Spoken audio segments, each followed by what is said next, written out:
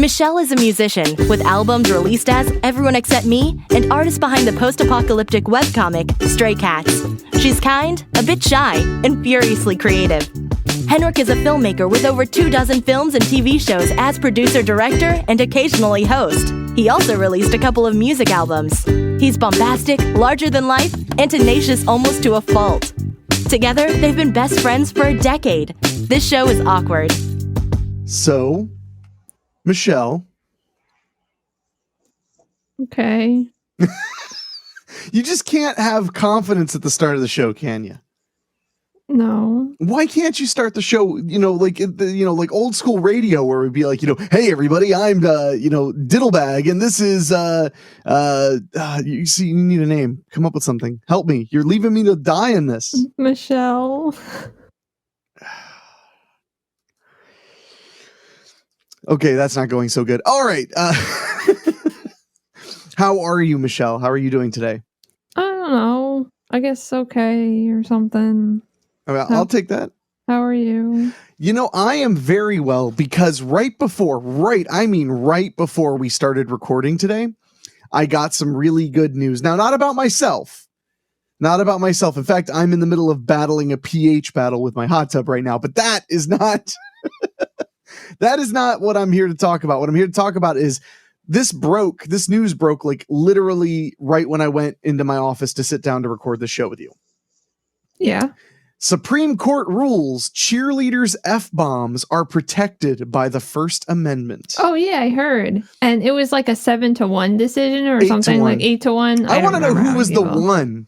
That guy. I don't know. There was one guy.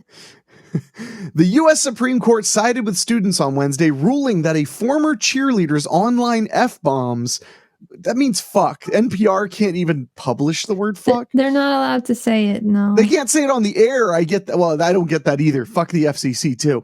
But we're literally on the platform that exists because of how stupid radio is. Mm-hmm. I mean, that's literally why this platform exists and exploded in popularity. My first podcast was in 2005. That was when I had my first podcast, and people didn't know what they were. Mm-hmm.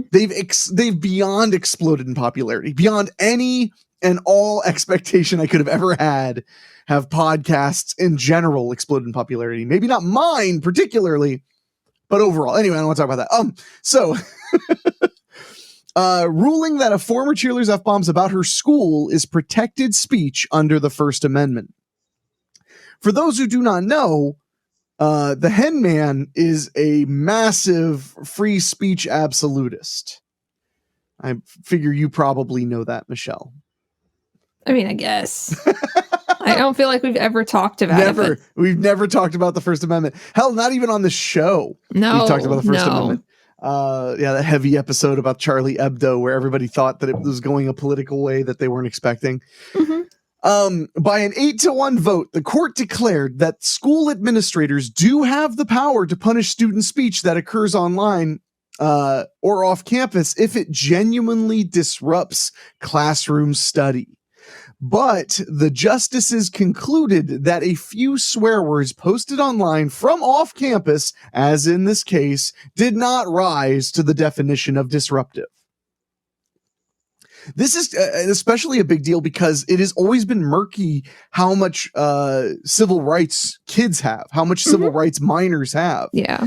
And that was something I dealt with in high school, being told that, I couldn't do something or say something or whatever. And I was like, what about my civil rights? Like, you can't just search, my locker or whatever. They're like, yeah, we can. And you're like, oh, okay. Yeah. Yeah. And unfortunately, it's like, who are you going to call? Well, back then you could call the ACLU. Now the ACLU is about as useful as a cock ring at Lilith Fair. But back in the day, they really did stuff that mattered. I don't want to talk about the ACLU. I thought the ACLU was involved in this case. They might be, but they have really, in my opinion, fallen far from what they stood for. They're not protecting unpopular speech in particular anymore. They've become incredibly politically biased, and they're not supposed to be. When I was growing up, the reason I loved the ACLU was that they were just as likely to defend anyone. They were as likely to defend a black man being silenced as they were to defend a neo-Nazi. And I thought that that was an important statement about free speech. Let the dumb neo-Nazi talk. so we can all hear how stupid he is, so we can all agree that we don't like it. That's what I believe. Anyway, I don't usually talk too much about politics, but this is very exciting to me. This is a wonderful piece of news. It's almost as good as when they disrupted the death penalty in that one in Mississippi? Or Missouri? I think it was Mississippi. Anyway, while this is quote, while public schools may have a special interest in regulating some off-campus student speech, the special interests offered by the school are not sufficient to overcome BL's interest in free expression in this case. Justice Stephen Breyer wrote for the court's majority. Mm-hmm.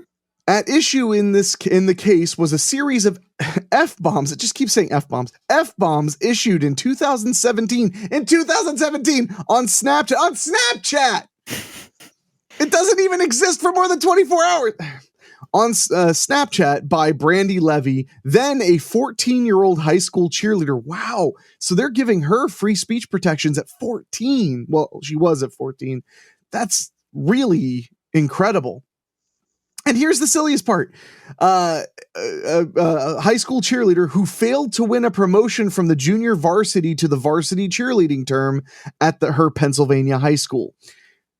So not only are they mad about F-bombs, they're not even consequential fucks. Yeah, no, I mean, she was just saying, like, fuck this, like, that kind of thing. I can't believe I didn't make it. Like that kind of stuff. Just like total anger expression. Yeah, leave her alone. What the hell? Self-expression. Here's the quote. Yeah. I was really upset and frustrated at everything, she said in an interview with NPR in April. So she posted a photo of herself and a friend flipping the bird to the camera, along with a message that said, fuck the school, fuck cheer, fuck everything. Whoa. I know. It's so like radical and bad. I know. It's really something that should be controversial. And the worst part, we were writing notes worse than that in school. Yeah. Yeah. But of course, that's where it falls into this little totalitarian inkling, this little tickle in the butthole of all of these powerful people. I know that like a school's the people in charge of a school don't seem to be that powerful, but they actually have an immense amount of power over the student body. I remember being mistreated, told that I was less, told that I was not good. I was told lots of bad things by my school because I was odd, I was unusual, and that is just too much frustration for them. So to me, this is a very big deal. Mm-hmm. The Supreme Court. And of course they ruled on her side. I would have been so shocked. I'm shocked there's even one dissent. Yeah. Yeah. But it's like, but what makes me so mad is if you had passed a note that just said like, fuck Mrs. Jenkins, I hate her. You'd get detention, maybe suspended, maybe passing probably a just note. Like detention or something. Probably passing the note, that's it. But because it's on social media, even Snapchat, they're angry at the access. Mm-hmm. So it's not the words, and it's never the words. It's the access to an audience. That's what censorship is always about. And that's why they're mad. If she had posted it on a Facebook or Instagram, the fact that anyone can see it is what they're threatened by. Mm-hmm. Now, of course, they can say all they want, well, it's indecent. It's indecent to talk that way. As a young woman, it makes our school look bad because she's saying all these things. You know what? Go clutch your pearls somewhere else. Oh my God. You have a young woman who didn't get what she wanted, so she swore 3 times. Holy shit. Yeah. Then again, I made fun of my own school district on cable television when I was in school, but because no one saw it, I didn't get in. Well, okay, that's not true. That's not true. One cool teacher saw it and didn't say anything to anybody, which is the other point. And I'm going to read the rest of this article, but that's the other point. That's the other fucking point. Someone is a snitch. Someone is such a fucking snitch, an F-bomb snitch, that they saw this post and screen capped it or took a photo of a phone so that they didn't send people. I know you don't use Snapchat. You're way too cool for Snapchat, Michelle. But if you screen cap things, it tells the person you screen capped them. Oh, okay. So that's not. Yeah. So if you want to screen cap someone in total anonymity, you have to take a photo of the phone. Mm-hmm. So some slimy, stupid, would have been Hitler youth in the 1940s bastard was like, I need to tell someone about these F-bombs. So, you were going to say something? Yeah. To be fair, they're like high school kids. So Yes. there was probably like everybody because they were like, oh, we can talk about that in school. How she said fuck like 3 times on my Snapchat. point is, on Snapchat, it's gone in 24 hours or less. Mm-hmm. It doesn't exist anymore. Mm-hmm. So it would have to have spread like wildfire. Somebody had to have saved it to show it. But we'll find out. Let's see what the article says. Okay. Suspended from the team for what was considered disruptive behavior, Brandy and her parents went to court. They argued that the school had no right to punish her for her off-campus speech, whether it was posted online while away from school, as in this case, or spoken out loud at a Starbucks across the street from school. Goddamn right. And bless her parents for fucking standing up for their daughter, for F-bomb standing up for their daughter. Mm-hmm. A federal appeals court agreed with her, declaring that the school officials have no authority to punish students for speech that occurs in places unconnected to the campus. And I'm willing to make a concession if you're literally sitting in school and you stand up and yell, F-bomb you, to the teacher, you're disrupting the school, and I guess they should punish you. Mm-hmm. I still don't think they should throw you off the team. I still think that's ridiculous. No, it's totally that's because it's, it's all about punishment. It's not about it's about escalation of punishment. It's not about logic. Yeah. And why would it be about logic? We're talking about authority here. Because this is why I'm a free speech absolutist. Because if you went to somebody and we're like, oh my God, you just got suspended because you said some stuff you weren't supposed to. God, don't make a federal case out of it. It is a fucking federal case, you stupid bastard.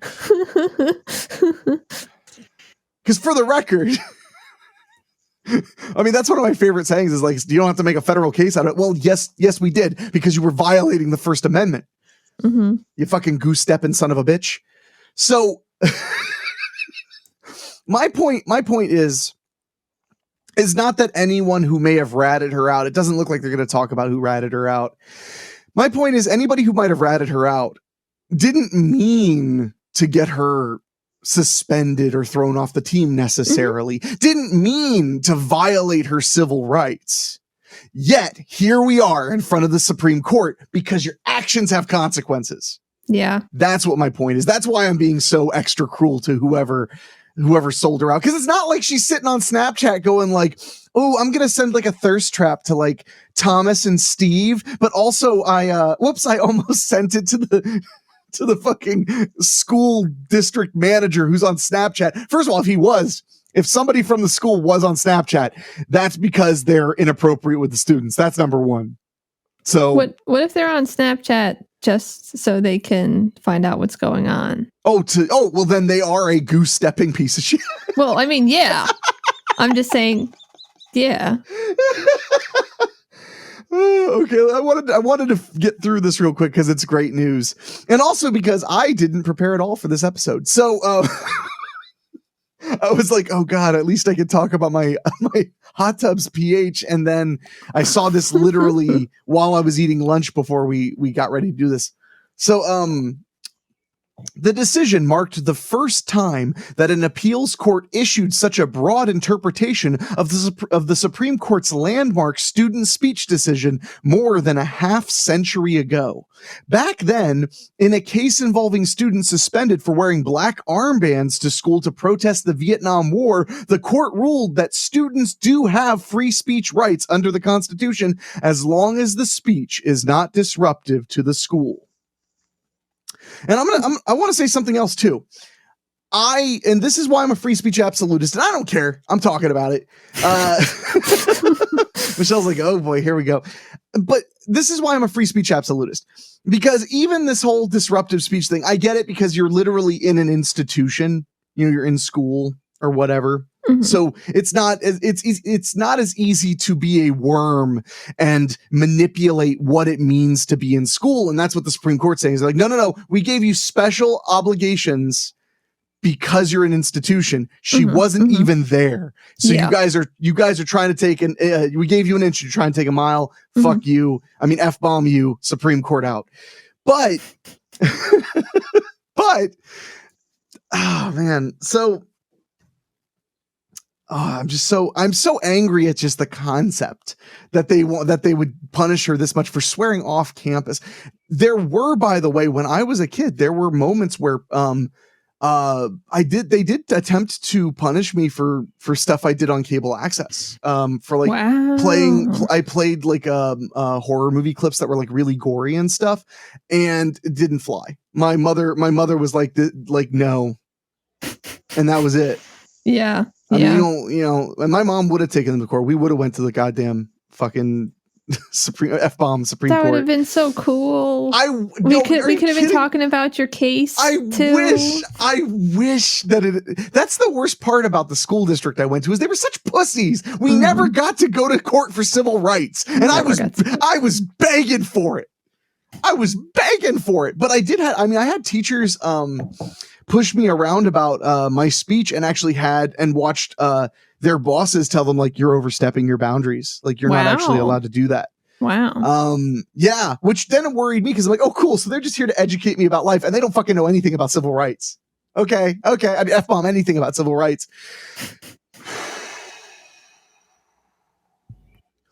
This stuff gets me fired up, because I mean, I'm an artist for a living. I make my living because the First Amendment exists. It's incredibly important.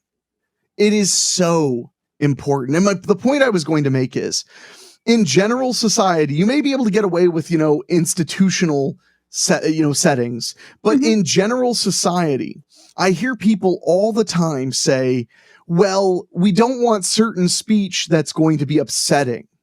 That's going to hurt people's feelings, or not just hurt their feelings, make them feel a threat, make them feel unwelcome. I don't want to make it sound like I'm making some snowflake joke. No, I mean, sometimes things people say make you feel unsafe in your own home. Even if they're not direct threats, which direct threats and call to violence are not protected by the First Amendment. Right. That's clear as day. But all you have to do is rewind 40 years. And you can see the kind of slippery slopeism that comes from, well, we don't want things that are disruptive. Well, that man kissing another man, that's disruptive to the fabric of society. That Jewish family having their little hats on, that's disruptive to the moral well-being of our Christian values. That's how that shit was used back then. And just because it's not used, well, first of all, the reason it's not used that way now is because we had landmark cases that said you can't use it that way. But there's always the chance it's going to come back, because the moment life is good, we are all so quick to forget. We're all so quick to forget how far we've come in certain ways. And that's why I wanted to talk about this, because I love freedom of speech. I love the idea that you can be stupid and maybe evil, but you can yell it from the rooftop. And I can go, dude, you're kind of an asshole, but I'm going to Subway for lunch. That is the society I want to live in. I want to live in the society where I can be like, I don't want to go to Mark's tackle shop. Well, number one, because I don't fish, but number two, I don't know why I chose a tackle shop, but number two, because Mark's an asshole. I hear Mark yell from the rooftop, shitty shit about shit. So fuck Mark. I'm going to Steve's place, which has even better tackle. And Steve also talks a bunch of shit, but it's slightly more tolerable. What? You were going to say something, please. Oh, I don't know. What, do you have anything to say about freedom of speech? No. Like, I guess it's like, I mean, not really, but you know, I have an Aldi near me that every time I go there, like I go, wow, I'm never going to this Aldi again, because they're like kind of nasty to me. Mhm. Like I don't even know if sometimes they probably hate me and other times they're probably just not having a good day, but they always are like rude in a way that makes me feel really bad about myself. So I go to the nice Aldi Yeah. where people are nice. Good. So I'm glad that you have a nice oldie. Well, it's okay. In comparison, we're grading on a curve here, Michelle. Yeah, it's an Aldi.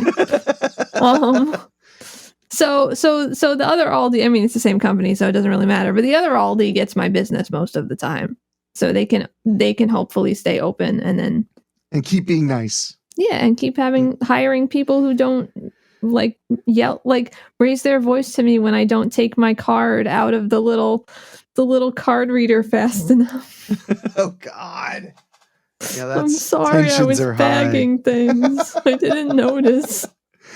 Well, no, and that's kind of, you know, the point. It all falls back to, and I hate it because it's so contrived, but it all falls back to the gay wedding cake. Mm-hmm. I get where people were coming from with like, no, they have to bake the cake because they're being discriminatory. I get the heart of that argument. Mm-hmm. But if I am a gay person and I want my gay wedding cake, do I want the fucking F-bombing dessert of like the celebration of my lifelong commitment to my lover to be made by a bigot? Well, maybe because it's like they're like your slave because they're forced to make your cake. That's some BDSM super weird stuff, which I am positive you secretly read about on Reddit, because sometimes, Michelle, you say stuff that is so kinky, I am not comfortable. I don't read about that on Reddit. I promise. You're like, no, that's what 4chan's for. Yeah, exactly. Oh, I got a cough. So let's finish this up and then we can talk about other things that aren't so uncomfortable. But, you know, I'm happy I'm talking about this. I usually get a little nervous when I talk about things that are vaguely political, but this is important to me. And it's our show. So, and you know what they say, when it's our show, we talk about what I want. So I mean, you're welcome to interrupt. Do you want to talk about your anime that's historical fiction? Only if you really want me to. Okay, we might try that once we finish this story. Okay. So, Vietnam War. Although Brandy Levy is now in college, the school board of Mahoney, Pennsylvania appealed to the Supreme Court, contending that disruption can come from outside the campus, but still have serious effects on campus. It pointed to laws in 47 states that require schools to enforce anti-bullying and anti-harassment policies. That's weird because bullying and harassment is actually a crime without any involvement of a school at all, but fuck me, F-bomb me. So the High Court, however, focused on the facts in Levy's case, concluding that while her posts were less than admirable, they did not meet the test of being disruptive. Quote, "We do not believe the special characteristics that give schools additional license to regulate student speech always disappear when a school regulates speech that takes place off campus," Breyer wrote. The school's regulatory interests remain significant in some off-campus circumstances. In a concurring opinion, Justice Samuel Alito wrote, "If today's decision teaches any lesson, it must be that the regulation of many types of off-premises student speech raises serious First Amendment concerns, and school officials should proceed cautiously before venturing into this territory." I knew it was him. In a dissent, Justice Clarence Thomas wrote that the school was right to suspend Levy because students like her, quote, "who are active in extracurricular activity programs have a greater potential by virtue of their participation to harm those programs." You know, why didn't they just, I wish they had been able to get the phony rape accusations to stick against him in the 90s when they didn't want him to be in the Supreme Court. I don't know. Clarence Thomas went, I mean, don't get me, I don't agree with him on much of anything. He's not only is he, like a straight up conservative, but he's like a neocon. He's like, a born again Christian conservative. Like there's, the more things you add to the name conservative, the further I get from you. It's like, he's a conservative. Oh, okay. I might agree with him on a couple of things. He's a neoconservative. He's a born again Christian. It just kind of keeps keeps going. Anyway, I don't think I could make that noise again if I wanted to. That was almost as good as Mariah Carey like singing with her whistling with her diaphragm. So yeah, Clarence Thomas, big F-bomb to you. Take me to court for saying F-bomb Clarence Thomas. There's more to the quote. For example, a profanity-laced screed delivered on social media or at the mall has a much different effect on a football program when done by a regular student than when done by the captain of the football team, Thomas wrote. So too here. Did you hear that? No. That was a car's tires squealing. Oh, no, I didn't hear it. It was loud enough that had to have passed my house. Anyway, so Justice Clarence Thomas, I would like you to please refer to the Sucka D-Bird manual underneath your seat for further instruction. I'm going to just kick the soapbox out from under me. When landmark First Amendment things happen, I'm not even going to be sorry about it. I'm not a very political person in general. I'm making that face. I know that I have opinions about politics, but I believe that how political of a person you are is really based on how much you stomp around talking about it to whoever will listen. That's what I mean. I have people I confide in about my political thoughts and ideas and trying to understand what I really think about something or if something is fucked up or whatever, or F-bombed up. But I don't generally want to like scream about politics. But when it comes to things like the First Amendment, when it comes to things like the death penalty, I'm not going to be ashamed to just say exactly what my opinion is on those things, because those things, I would be very, very impressed if someone could get me to stop believing the death penalty is wrong. I don't think it's going to happen. And I'm not going to say that it can't ever happen because that suggests a closed mind, but I don't know what kind of argument you could make to make me think that killing people is okay in cold blood. You thinking about it? Right? I think you're thinking about it. Yeah, I have to figure it out.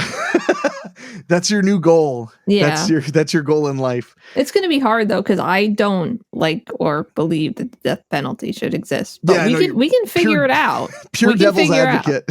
Yeah. We should do an episode of the show where it's just pure devil's advocate, where I have an opinion and you get time to, I'll give you like a week to think about it. Okay. And you have to come at me and convince me of the other thing. Of course, I will choose only things that like completely and utterly negate everything you believe and would personally harm you. Like, anti-Semitism is good. Okay. Or like women shouldn't vote. Actually, that's fine. I mean, why should anyone vote? But no, so when matters of the First Amendment come up, I get passionate about it. I can't help it. To me, any threat to the First Amendment is a threat to not only what I hold dear, but just everything, to my livelihood, to my safety, to everything, and to everybody else's too. So that's what I think. Now, Michelle, say something. No, what? You're going to leave me? You're just like, nope, you can float out into the ocean on this raft you made yourself. Yeah. Peace out, motherfucker.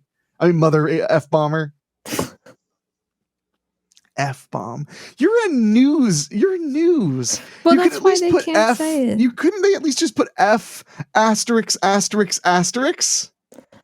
They could just put the word that will not be named, or they could put the F sex word. It just screams to me that like whoever wrote that NPR article was like a cool mom. Maybe. Oh yeah, don't you know they were dropping F-bombs on there, you know? Oh yeah. Now you say something. Yeah. Do you have anything to talk about this week that you're passionate about? No landmark Supreme Court cases were brought to your attention? Sorry. It's okay. Clarence Thomas, man, come on. What a prick. All right, so I mean, there's lots of reasons not to like him, but this is a fresh one. Excuse me. I guess I'll do a health check. We're half an hour in, and now I'll mention how my health's doing for recovery check. Okay. I'm doing pretty good. Lungs are still improving. Definitely happy to no longer be filming the movie. Happy to not be exerting myself so hard every single week. Mm-hmm. So that's good. Had a nice soak in the hot tub this morning, but it was cut short by me knowing that the lawn care people were coming to spray my lawn. And then of course, they still haven't even come. So I could have soaked until like 9:30. But I was like, the whole time I was soaking, I was like, I just got to get to 20 minutes and then I'll get out because I don't want to like be soaking and I want to like cover my hot tub. I don't want any other chemicals to potentially get in the water or anything. And not because it'll hurt me, but because it'll probably fuck up my pH and alkalinity some more. And then I'll be fighting with it even more. Yeah. So that's my life. Yeah. That's rough. I know. Today's been weird. I have on my plate right now, work-wise, I have like nothing that's particularly fun or creative other than this show. Like this is it for today as far as fun and creative. The rest of my day, I'm working on deliverables for a movie that I worked on. Deliverables means fixing the sound, making sure everything's running right, making sure there are no glitches, and then creating the master files that the distributors are going to use to make Blu-rays, DVDs, and video on demand files and all that crap. All that F-bomb stuff. So I'm doing that. That is tedious. It is not fun. It is not creative. It is completely and utterly technical and boring, and maybe we'll do a double length show today just to get out of it. But it's important that I get it done like in the next 2 days. Yeah. So I'm really going to be working on that the rest of today. On top of that, I've been shipping orders like crazy because through a circumstances beyond my control, both the new edition of Devil's Trail on Blu-ray DVD combo came in the same like 4-day span as the brand new Babysitter Massacre book. So I have 2 new products in at the same time. So I'm getting orders for both and trying to keep up with them and get them out the door as fast as I can, because, there's nothing I like more than getting an order at like 1 p.m. and being like, oh man, you're going to get it in like 4 days because I'm shipping it now. So yeah, like, and the people who shop like locally in Ohio, they're always shocked they get stuff in like a day and a half or 2 days. Like it's just super fast. Yeah. So that's been keeping me busy. And then on top of that, I'm currently publishing some omnibuses, I guess, some collections of short stories. We're publishing some of the stories that were written for Weekly Spooky as books in like book form on Amazon. So I've been putting those together, creating the artwork, which at least that's creative and fun. Of course, I only have one left to do. So I already did the rest yesterday because it was fun. So of course I started my week with it. But that all being said, knowing that was the day ahead of me, sitting and listening to audio problems and trying to fix them, or just confirming that the audio problems are fixed. I know, right? This is the sexy, sexy truth of being an independent filmmaker. But with all of that, I set my alarm for 9 o'clock because I stay up late. I went to bed at 2 last night. Woke up at about 7:30. Started getting the house cleaned up just a little. My house is a freaking mess, but I got my house cleaned up a little bit, soaked in the hot tub, got out, and went straight to work. So for some reason that I don't know, no one gave me the memo. I am just in it for today. Good, I think. When life is good, it's best not to ask questions. It's just funny that I can't think of a single reason why I like wanted to leap out of bed and start mixing sound and creating deliverables. So what have you done today? What are you doing today? Your mother's moving. Yeah. So that's worth talking about. You were like, anything to talk about, nothing's happening. Your mom is moving into a new house. Yeah. And you were helping her move yesterday. Yes, I was. And how did that go? Like not very good. So you had two trouble pieces of furniture? Yeah, there was one that couldn't get out of the old house and one that couldn't get up the stairs in the new house. Both. So how could it not get out of the old house? How did it get into the old house? No. That's like I think her movers kind of suck. That was my first thought. Unfortunately, it was recommended. They were recommended to her by a friend who like really, really liked them. And they happen to be incredibly inexpensive, I think. And the people that she got last time, basically the what they wanted to charge her was double what they charged her last time, like $4,000. Oh my God. So yeah, so she was like, no, and they were like, but we're really good at stuff, and she was like, but that's so much money. It's a lot of money. Yeah. So what the hell? But they were great movers. They did a really, really good job, and they were fast, and they like got everything where it needed to go. But these guys, and they like can't get her dresser up the stairs. And the other one was not as big of a deal because it was, I don't know if it would have fit in the new house, but that's where her underwear goes. It needs to be upstairs. So it's just hanging out. I think it's a new world. It's a new life. It's a new home. Keep your underwear downstairs. Yeah, you can put it wherever you want, I guess. But it's in the dining room. There's like a dresser just hanging out in the dining room because it can't go anywhere. And it's right in front of the thermostat. So it's like, it can't stay there. So. I mean, maybe not. I think you have to learn to adapt.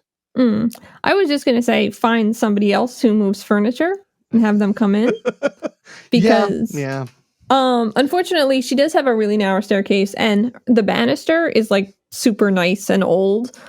So I was like, we could take it off with a carpenter. Like a carpenter can come. Yeah. So it's going to be one of those, like, it can't live down there. It's not appropriate for it to just be in the dining room in front of the thermostat. So yeah, it's not ideal.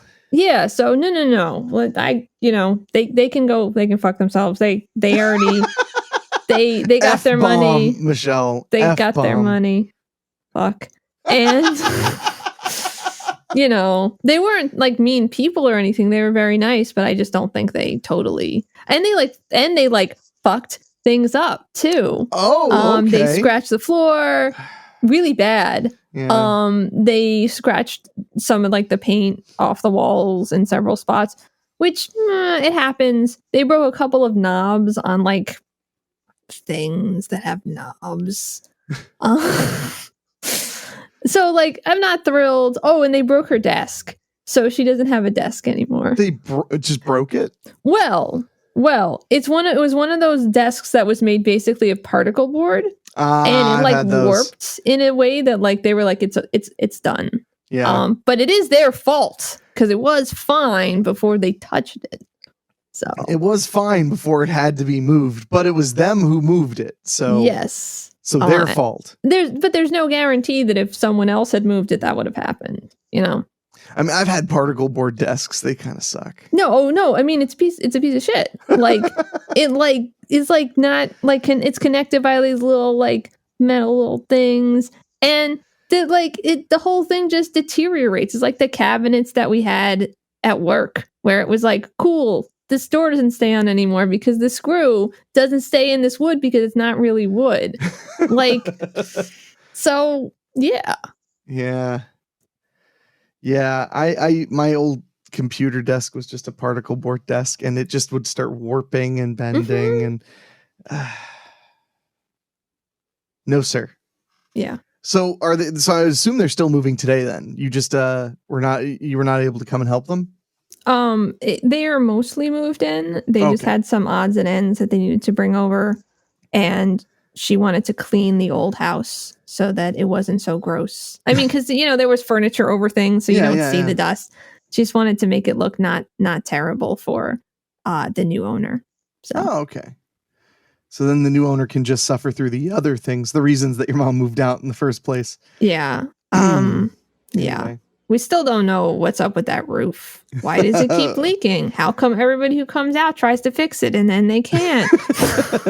Why is it always bleeding human blood? Well, I'm glad that the moving is almost done for your mom. Me too. So, I hope I don't ever have to move. I have so much shit. I'm like sitting at like this giant oak desk, and you talking about it, I'm like, God, how would I move this thing? God, how would I clean it off? I work in such chaos. That's just the way I am. That's the way I function. Mm-hmm. So like there's just papers and like AL81 bottles, and like it's just bad news. I mean, I think you just My advice to anyone who is moving is, unless it is something that is going to be broken, if it's not organized nicely in a box, don't organize it nicely in a box. Just put it in the box. Just get it out of the way. You don't have time. You don't have time for this. That's Michelle's advice for the week. Yeah. Do you have anything else? Any other wisdom? Because you've moved a couple of times recently. Yeah. Your movers weren't that good either. No, they were terrible. Also, I didn't pay very much for them, so they were very inexpensive, but they made you give them a rating in front of them. It was so upsetting. And then I almost went and changed it, but I was like, they know where I live. I can't change it. Yeah. No, I hated them. They did a pretty bad job. They didn't actually like break anything, I don't think. But they weren't. They were supposed to have tools. They were supposed to be prepared to do stuff. They weren't at all. Yeah, they really, really weren't. Yeah. And didn't they like want you to help them? Kind of. I feel like they did. That happened a couple times. Also, they like went into your backyard and like started like lifting stuff up that wasn't coming. Like yeah, they like tried to take the whole like kind of shed thing. Yeah, they tried to like take the whole thing. It's like, no, that's They were two strong young men at least. Mm-hmm. But that's about it. And they really didn't break anything. So that's just our hearts. Also, they didn't like scratch up my house. No, they did all right. Which actually puts them ahead of my mom's mover, so that's sad. Why didn't you just hire those guys then? I don't want to hire those guys. You just said so many nice things about them. Yeah. Is that your new bird? Oh. Yes, it is. But they did fuck up the bottom of my